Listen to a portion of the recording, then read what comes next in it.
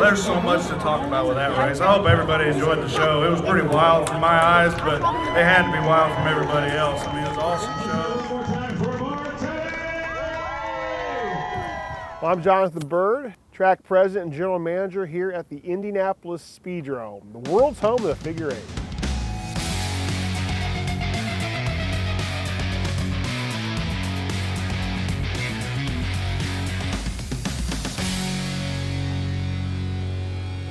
My name is Kristen Armour, and I am the owner of the number 10 late model. My husband drives it. I pay, he plays.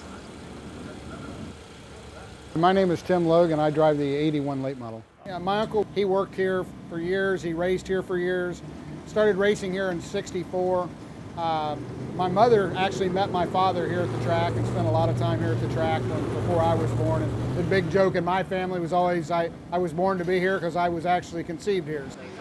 It's just something that we've grown up around and have just grown a love for, you know, that we just want to always just keep doing it over and over. It's I don't know how to, just a passion, and you just keep after it every year to try to do better. Every Saturday from the time it starts in the beginning of the year, April 1st to, what's the last date? Actually, this 3 hour is our last big race. I'm an executive all week. I work in my business all week long, and to get out, to come out here is just, it's awesome. This car was bought at the end of 2014. I bought it for him for early Valentine's present. It was a complete roller minus motor. Thrill of it. Nothing like being in one of these cars driving the figure eight.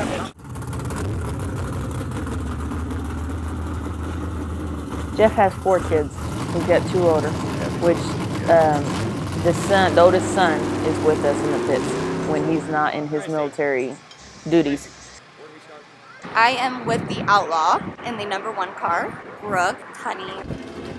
It's a mixed emotions. It's fun, it's scary, it's exciting, and you want everybody that you love to win. So I want him to win ultimately, but if Ben won, Austin won, or Mark won, I'd be happy for all of them. My name's Eddie Rogers. Worked as Tim Logue's crew chief. You know, me and Tim go many years back, and you know, I see Tim as a brother more than a friend. I don't have a very big family, and I don't have a lot of race fans in my family personally, and so most of our crew is made up of Eddie's family, and which has been way supportive of me. You know, throughout the season, we've of course had our fumbles and our mishaps. Yeah, he's my crew chief. Albert, we won him in the divorce between him and his ex-wife. He pretty much is my right-hand man on it when it comes down to the car. He's always been there. He's always been, even when Jeff raced stock cars, anytime we need him, all we have to do is say, hey, Albert, and he's there. My crew chief is Ryan Garrigus. He's been with me, I want to say, since 2010. One of my first races with him helping me down in Jeffersonville, Indiana. And he's been with me ever since. And he's always been a great help, and I really love to have him at the track with me, and you know, somebody else to talk to about setup adjustments and help me turn the wrenches. We're just always pushing for that one little thing to help, and sometimes you're worried that you don't have enough to run with the other guys, so you want to make big swings at it, but then you're afraid you're going to hurt the car, make it not any faster. So it's definitely, you know, nice to have somebody I can trust his opinion on things, and we can both persuade each other each way and kind of meet in the middle on our changes. With Ryan and other guys that help me, that if they can make time to make it to the shop, then that's great, and I appreciate their help. And they know that we're not a high-budget racing team, so they want to help me because they want to and they enjoy doing it. And that's what most of the people are out here at Speedrome, not very many paid crew members. So they got that moniker, the world's home of the figure eights. The sport was actually invented here. Well, you know, my uncle always said it best, that this is the only true sport. Football, baseball, soccer, and all those other things are all fun and great to do, but those are all games. This is really a sport. And guys will do anything they can to just find that extra half a tenth or that tenth or whatever it does to get that advantage to go out and try to win. And not only just win, but you got to survive. And that's what makes the figure eight so incredible is you don't just have the cars that you're racing in front of and behind you, but you got the cars on the other half of the track that are coming at you. It's a lot of fun. We're always contending, you know, but I got my brothers and cousins that are all tough competition, and there's been a lot of great other drivers in the past that I've never got to, you know, race against and compare myself to, and have great stats in their name, you know, and I just want to keep building the stats to my name, and maybe I can consider myself up there with them at some point.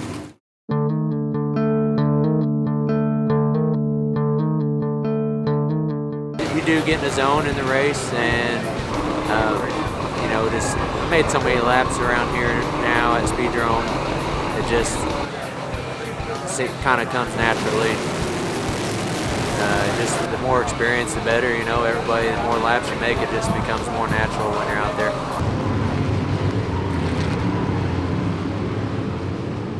You have your good nights and you have your bad nights. It's kind of rough when you don't get to finish. I go up to the fence and usually I will watch the rest of the race. I usually keep my eye on a certain driver.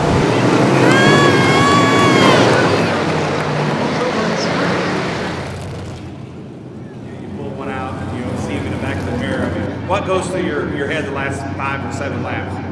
Well, you know, he's had a real good year. I had a decent year last year, but glad to finally have that little edge and actually beat him for once with such a good year. Him and Casey White got into it, which is the 41 car. The radiator busted. He came in. We had one loaned to us. It does get expensive. You start banging off the wall a bunch every night, 2 or 3 times a night, you will lose a lot of parts. Some of our bad nights, yes, we've ripped whole corners off the car and we've had to repair them right there. It takes a little bit to get it back together, but it's part of the racing situations. I've been there by myself. I've done it with 2 people. I've done it with 3 people. I've done it up to 20 people. But it's nice to have family and friends to be there with you.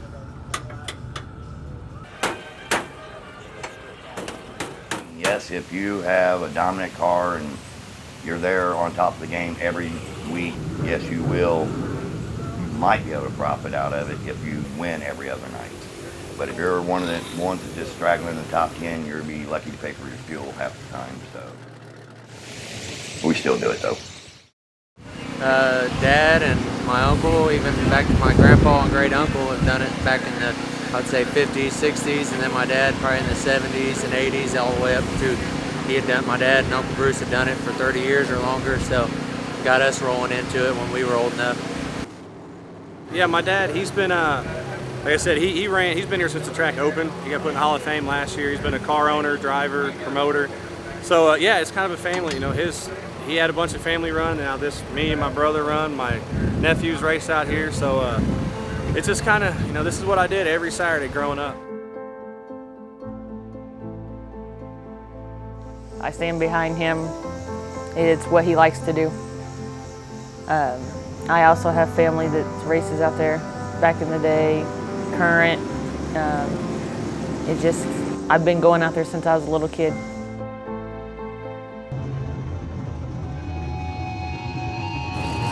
Everybody asks that question, what's it feel like or what's it seem like? Because it seems really close from the stands. I said, well, if it seems really close from the stands, because it was really close. It's definitely an adrenaline rush like everyone would think it would be, and that's why we love to do it.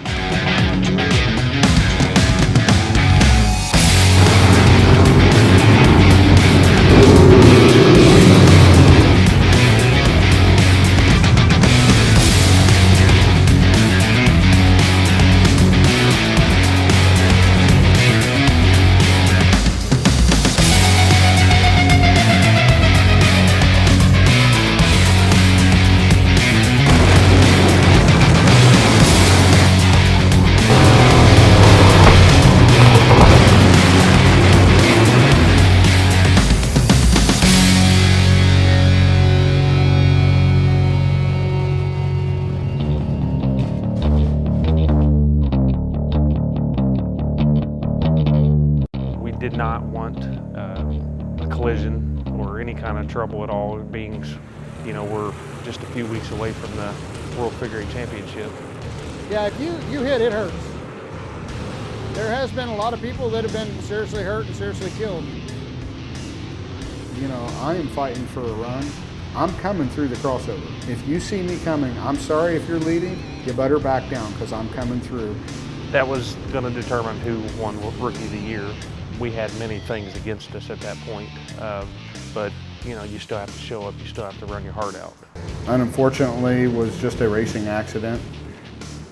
The car sitting there for a little bit, and he thought he could come across with the group, and the group seen me coming, they checked up, and he didn't, and I got him. And I hit him hard enough that I bent the steering wheel slightly. It rung my bell a little bit, and I didn't lose consciousness or nothing. The main thing that it did was it knocked the air out of my lungs. It just knocked it out of me. It took me a good, probably 3 minutes to catch my breath.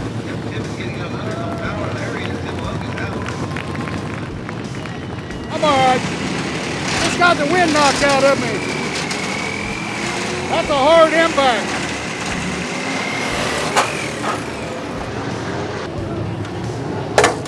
He ended up with a very hard impact in the crossover. Then we, you know, after we loaded up that night, we literally got it right out of the trailer and we started digging into it the very next day. So They're just still things you've got to learn and experience and take your lumps. It happens to every figure 8 driver who's worth their salt. For them to become the best and the best, man, there's a lot of school hard knocks tuition to pay. He eased down the front stretch, but the time we came around for the next lap, he was at a dead stop towards the pit gate, and pretty much we came to a dead stop there, and everybody pretty much collected everybody. Well, me and Albert ran to the pit and we're waiting on him to come out. Next thing you know, here comes Tamara. Hey, he's going to the ambulance. So I ran over there and as I'm paying attention to him, I just looked back.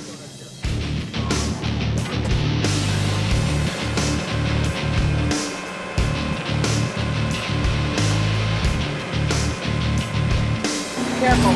If it hurts you too much, you'll pass out.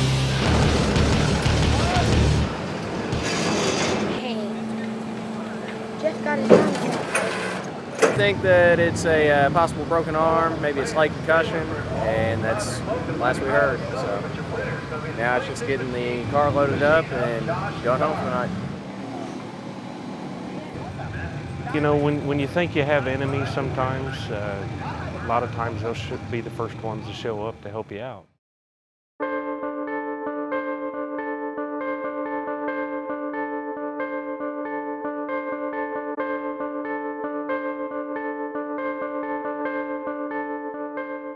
When we came off the turn, I seen you gun it, and I was like, Jeff, where are you going? I'd never seen him. Never seen him. His arm's hurting pretty bad right now, so he's down asking a buddy if they would drive his car for him tonight in the figure eight. It's a unique sport in many ways, but you know, people really want to help each other out, and you know, that's what I love about it. Good Lord, this thing's slow. Well, if you're completely okay with it, and I bet I asked them a good dozen times if they were okay with it, because it's a lot of money, and you know, putting trust in someone else, it's a big deal. Because of Eddie going and driving, you know, the other race car, we had a temporary crew chief. Whenever you have to take a temporary crew chief and switch them around, all these cars are built quite a bit different. Let me ask you, where in the hell do we put the fluid in at? Right here? You know, I had my idea. I wanted to do the best I could, despite the situation. Never drove the car, and you know, we ran the whole race basically untouched, and we finished 9th. And you know, so we were happy, and they were happy. You can't take these cars and run them very other tracks. There's not a whole lot of tracks that run figure 8 cars like this. So if we don't help each other out and get cars on the track, we're just going to lose the car count, and then the class is just going to shut down. Ben, Austin, Jesse, Mark, they will go around and help whoever they can. It's just a family. This is a family.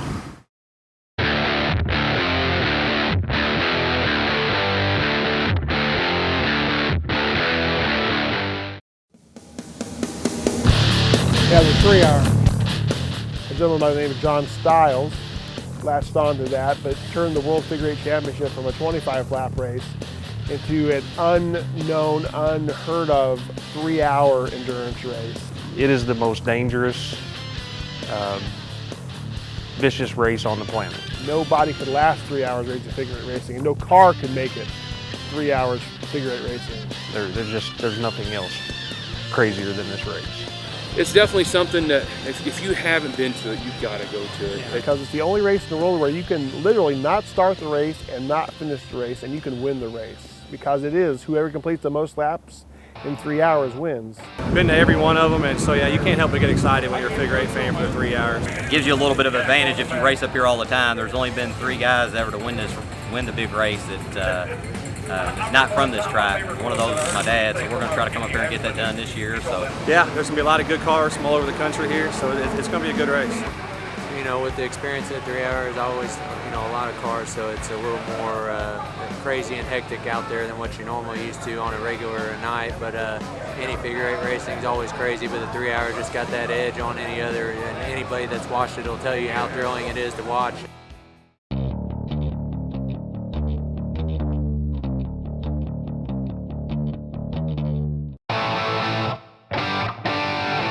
Tim decided that he wasn't going to run the 3 hour this year. Eddie's one of my best friends.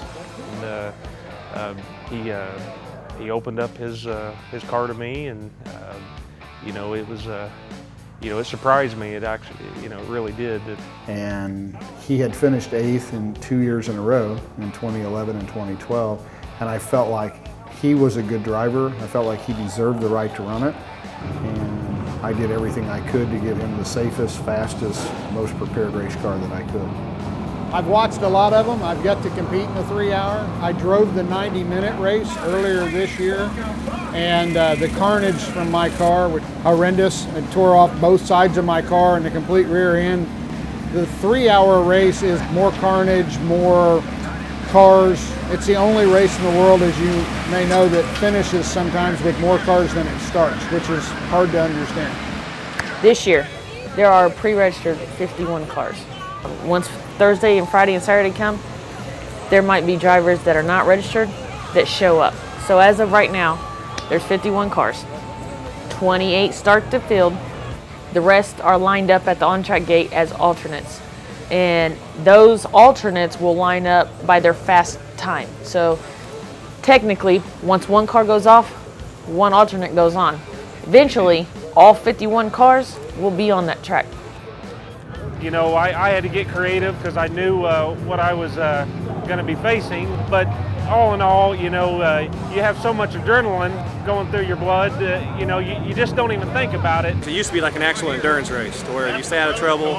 You could go 7, 8 laps down. Some guys have bad luck and come back. Now it's, you know, wide open. If you fall 2 or 3 laps down, it's going to be hard to get them back. So the old style was kind of more my style. You know, we're not one of the super fast guys, but we run consistent, run good. So, but we'll get out there and do laps, and hopefully, you know, we can be there at the end. It's just not an easy walk in the park to come here and try to run with the best in the world. You know, you got to be on your A game. You got guys that want to race a 50 lapper in and out, get on the gas and be done. You got other guys that can lay back and pace themselves. That's the hardest thing about this race is patience and pacing yourself. It was actually a time of my life. You know, it just brought back so many memories all at one time, and you know, getting into a car that I've actually been working with Tim on all season long. You know, and then I got to feel the results. I got to experience what I've been working with all year. You know, some people say there's no reason to run it unless you think you can win it. That's a race that you run to see if you can actually, it's an endurance race. That race is finished on average 400 and a little over 400 laps. If you think about that, that's 800 times you've got to make the decision where you're at in that crossover in 3 hours time. 800 times, that's a lot of mental wear and tear. It's one of those races that the prestige of it and being able to win it is worth it all to go out there and risk and do what you want to do and be able to say that you ran that race or have potentially, hopefully win it at some point for myself.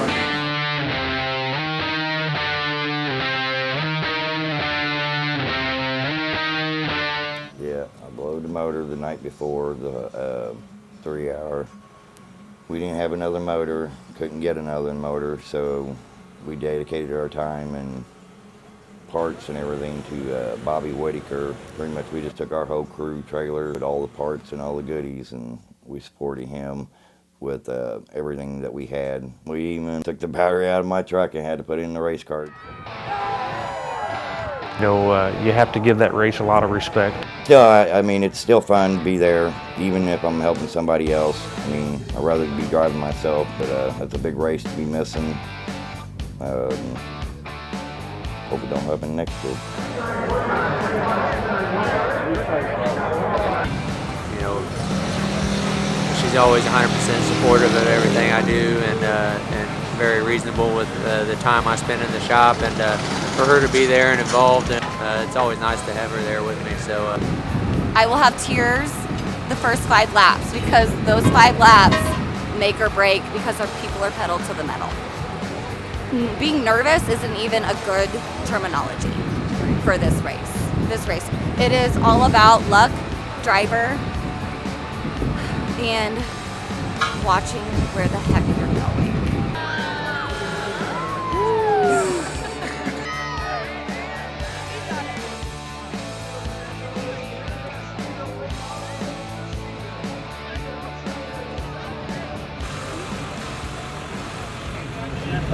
Thank you. Appreciate it. Getting buckled in, and you know, Tim became my crew chief. Thank you.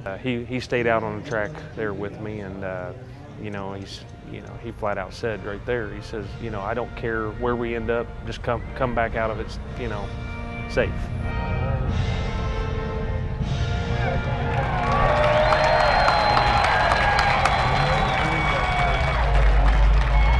Showtime at Indianapolis Speedrome, ladies and gentlemen. We welcome you all here for the 41st annual World Championship 3-hour pit rate endurance race.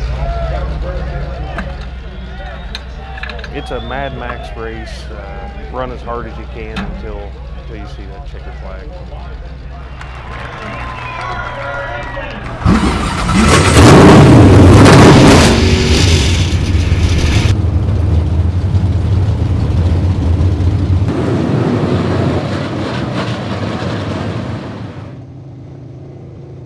yeah, you have a little sun issue, and I always wait for. It's nice when it gets down behind the grandstands there, but you always fight it a little bit, and then you know, like I say, it is nice when it gets down. The lighting of the track changes, but just something you don't notice too much. You just are out there dealing with the race itself. You can't even hardly pay attention to that stuff.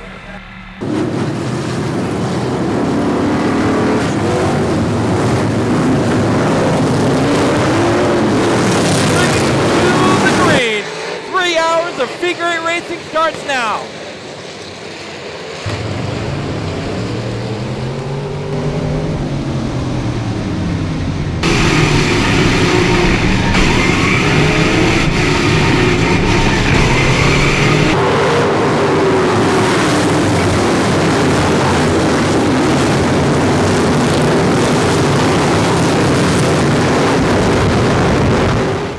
Sometimes you wait for a few to start breaking out so that way it calms down a little, because you're out there just thinking, man, I don't know, any second I could get wrecked out here. And as a few start to fall out, you're thinking, well, maybe it'll start to calm down a little here. You don't want them all to wreck out, but at the same time, you're thinking it'd be nice if it calmed down a little bit. So it's nice to, and a good show for the fans to have a lot of cars out there, but at the same time, we're out there trying to not get crashed, and it doesn't hurt our feelings to have a few go off every once in a while, but so as long as it's not us.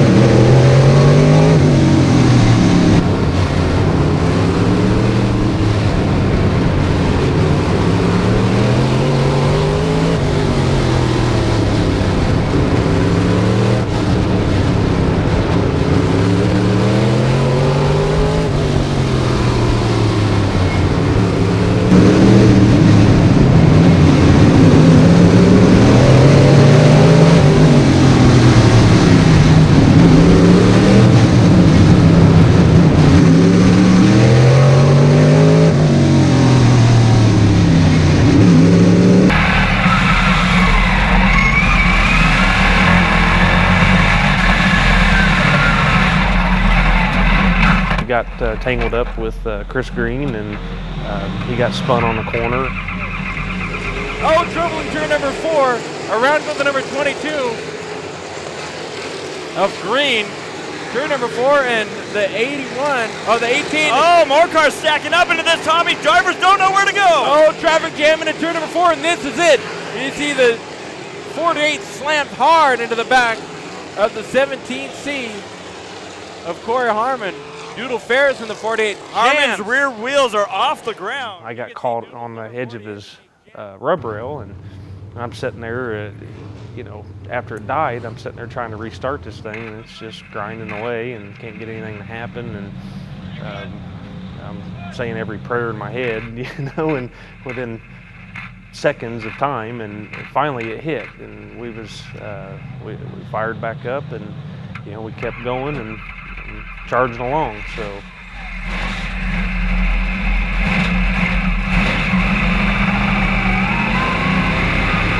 What happens is they start with 28 cars.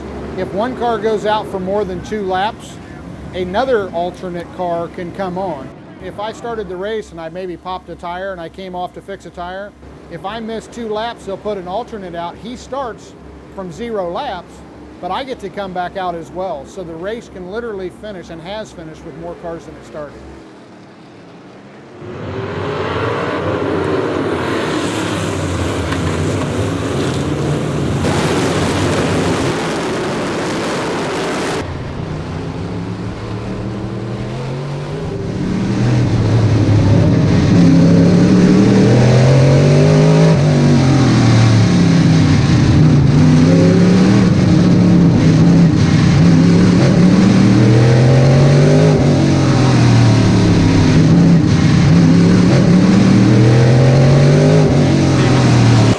Trouble for the 74 machine. Hargraves sparking it up through the intersection. Gotta wonder if he's got a flat left rear. Hard to tell as he pulled into the infield or the pit area.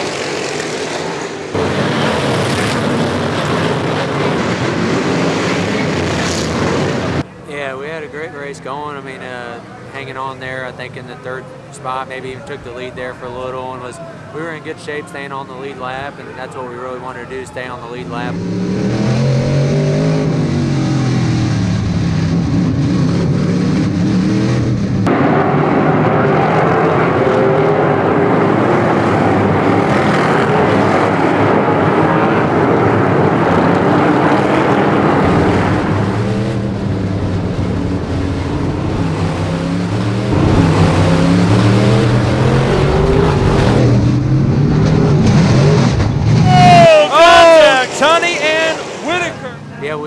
Into a little issue there, got pinched between some cars, and for a wild ride really thought that something was going to be tore up on the car, but got back down and in control and kept driving, just hoping I wouldn't run into an issue later on that was a gradual, you know, thing to break over time. But going, he backs it up. Oh, more trouble! And your 3T of Tunney around.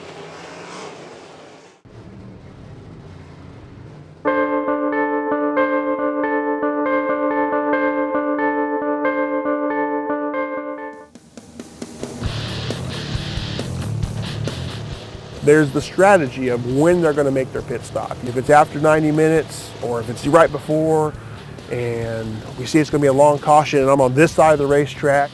We lost ground when we come back out of the pits, and I don't think that it's what happened in the pits. I think it was the timing of when I came into the pits. I rushed in a little early instead of letting the pace car regroup with everybody. There's some really strategic and detailed strategic things happening where you would not even think of, and every day you don't have to think of, but this one time a year. And there's also those times where some guys rolling on their own power, and then there's the unfortunate few who have to be taken off by the hook or by the flatbed. We had our plan of attack: come into pits, get in, get tires, get fuel, get out as fast as we can. You know, we came in during a caution, and we figured that was one of the best times for us. But when I rounded the corner and was able to see our pit spot, we had another car halfway into it, and that was a whole nother story. It ended up being a funny deal at the end, and so we got our pit stop done, but we did slow up another guy.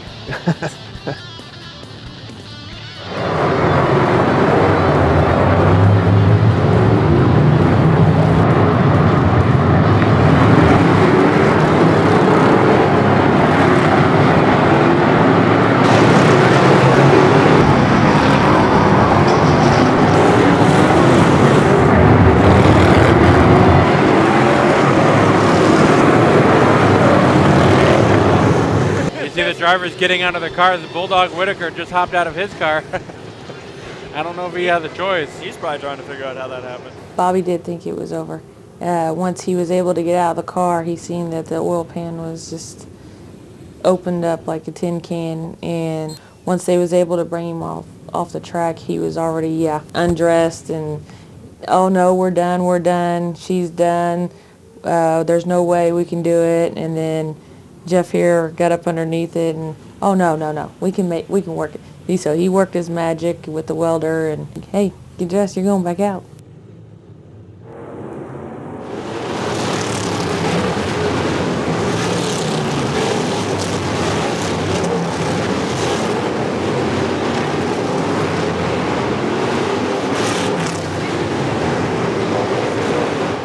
I was glad that we got through the pit stop part of the race. I was hoping to have not lost as much ground as I had, but we're still just hanging in there. You never know what can happen in this race, and hoping that my car would be better on the longer portion of the run there. But one little hesitation and slip up by one car can cause a lot of issues.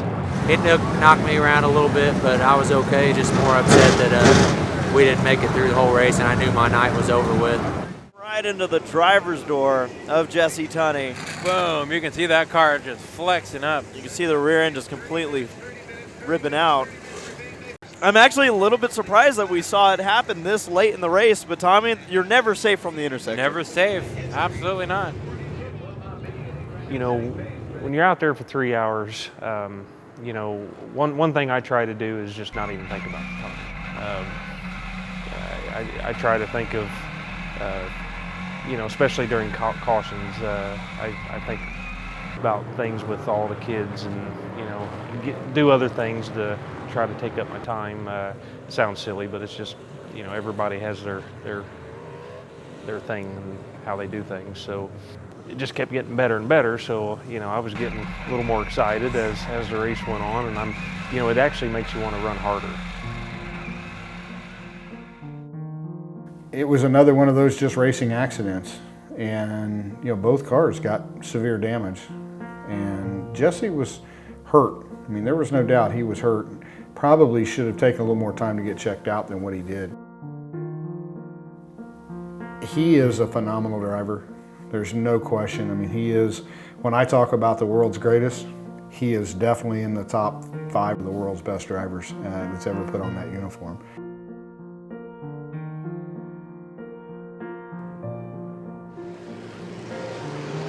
Here it is, Jeffrey, send it home. Ladies and gentlemen, out of the last turn, the pharmacy of Mike Hadley Jr. takes the victory in the 3-hour World Figure 8 Championship. And Mike Hadley drove a great race. He was the class of the field. The guy that deserved to win the race at the end won the race. And so you could see it in his eyes, you could see it, hear it in his voice, you could see it on his face, how much that win meant to him. The crowd of people who were excited for him. I mean, that was a big family win. It was a while coming, It's that next tier, that next level of figure 8 superstar and speedrome superstar here at the track. A star was born. A star was born this night.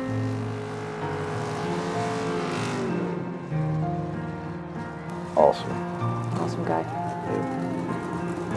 Very good, clean driver. He deserved it. Yes, it was a well-deserved win for him. Awesome job.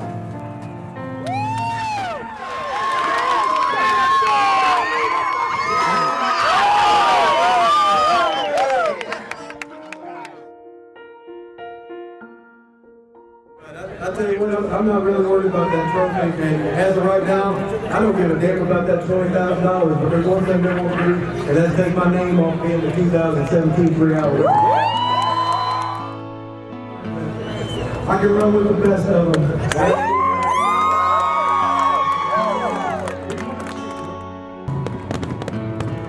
But yeah, that race, I think we did 386 laps. That's, you know, double the crossover passes, and you know, it's mentally and physically demanding more than what you could ever imagine. One, I survived the race. I had a top 10 finish. We placed 8th place, and that was my third 8th place in a row in that race. I can't even count how many people come up to me and was congratulating me and job well done, and you know, it makes you a pretty happy guy.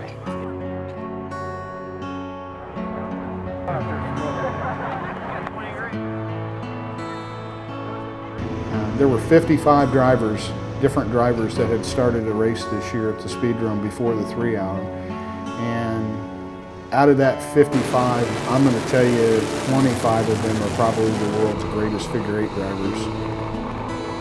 Whether you like them personally, whether you have conflicts with them, you have to respect their ability.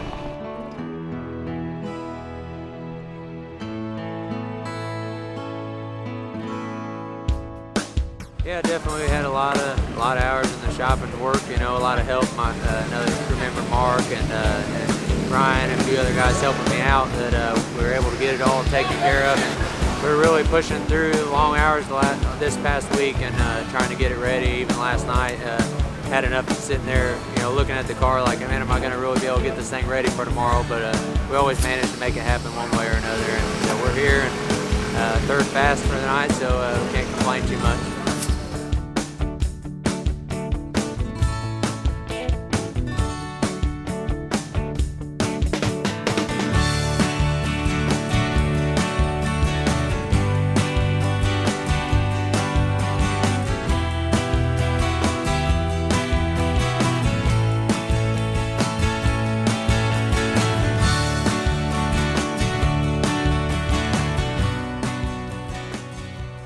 I tell you, right now we're full throttle into our two new chassis.